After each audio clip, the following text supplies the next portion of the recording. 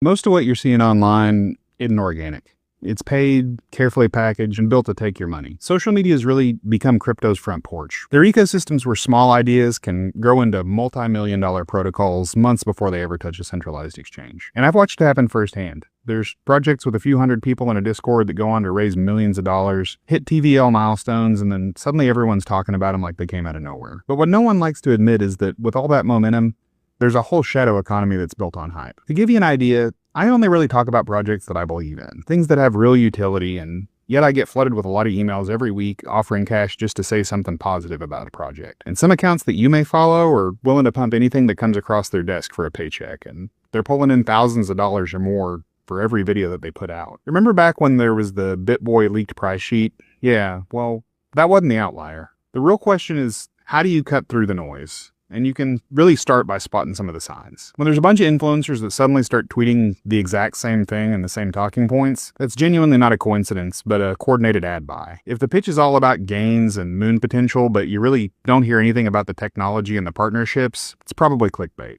And if you go into their Discord and it's all just price spam and no one's answering basic technical questions, there might not be a whole lot going on under the hood. So build yourself a tight list of people who have actually gotten it right before. Don't just look at their follower counts, but check the receipts.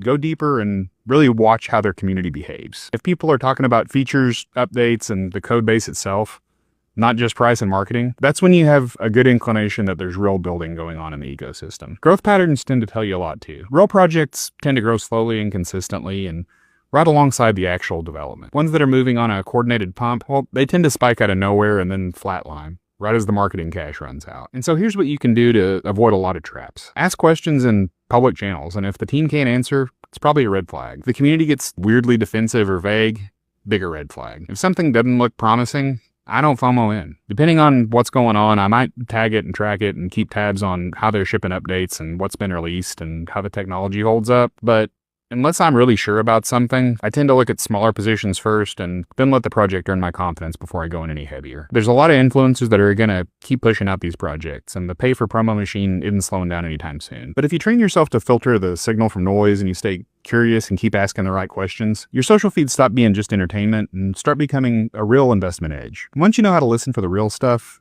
it's right there in plain sight.